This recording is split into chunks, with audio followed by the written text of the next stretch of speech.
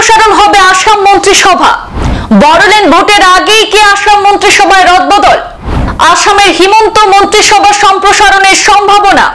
মন্ত্রিসভায় নতুন মুখ হিসেবে আসতে পারেন ভবেশ কলিতা এবং বিশ্বজিৎ দৈমারি।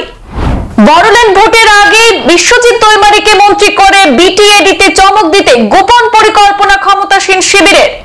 শিকে ছিঁড়তে পারে সিনিয়র নেতা তথা প্রাক্তন মন্ত্রী ও প্রদেশ সভাপতি ভবেশ কলিতার। যে কোনো মুহূর্তে ঘোষণা হতে পারে আসাম মন্ত্রিসভা সম্প্রসারণের। ফের একবার আসাম সরকারের মন্ত্রিসভা সম্প্রসারণের জোরালো সম্ভাবনা দেখা দিয়েছে। সূত্রের খবর অনুযায়ী খুব শীঘ্রই দুজন নতুন বিধায়ক মন্ত্রিসভায় স্থান পেতে চলেছেন বলে সরকারের অভ্যন্তরীণ খবর। নতুন মন্ত্রিত্বের তালিকায় রয়েছেন বিজেপির আসাম প্রদেশ কমিটির প্রাক্তন সভাপতি ভবেশ কলিতা এবং আসাম বিধানসভার বর্তমান অধ্যক্ষ বিশ্বজিৎ দৈমারি। ভবেশ কলিতা রঙ্গিয়া বিধানসভা কেন্দ্রের বিধায়ক। তিনি এর আগে 2016 থেকে 2021 সালে সর্বানন্দ সোনোয়ালের নেতৃত্বাধীন মন্ত্রিসভায় স্বাধীন দায়িত্বপ্রাপ্ত জল সম্পদ দপ্তরের প্রতিমন্ত্রী এবং শিক্ষা দপ্তরের প্রতিমন্ত্রী হিসেবে দায়িত্ব পালন করেছেন।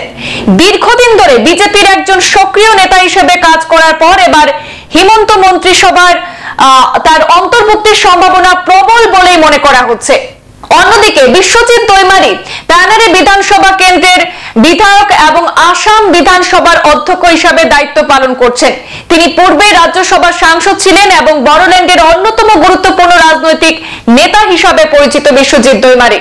প্রসঙ্গত 2024 সালের ডিসেম্বরের প্রথম সপ্তাহে আসাম মন্ত্রিসভায় 4 জন নতুন মন্ত্রী অন্তর্ভুক্ত হয়েছিলেন।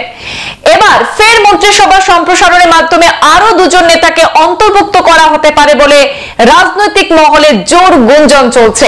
হিমন্ত বিশ্ব শর্মার নেতৃত্বাধীন সরকারে এই রদবদল আসামের রাজনৈতিক সমীকরণে নতুন মাত্রা যোগ করবে বলে বিশ্লেষকদের ধারণা।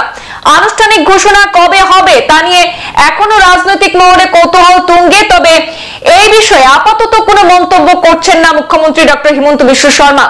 সামনেই বড়োল্যান্ডে নির্বাচন রয়েছে, আর সেই নির্বাচনের আগে বড়োল্যান্ডে আধিপত্য বহাল রাখতে সেখানকার নেতা বিশ্বজিৎ দৈমারিকে মন্ত্রী করে বাজিমাত করার গোপন পরিকল্পনা করে রয়েছে আসাম সরকারের, এমনই অভিমত রাজনৈতিক বিশেষজ্ঞ মহলে।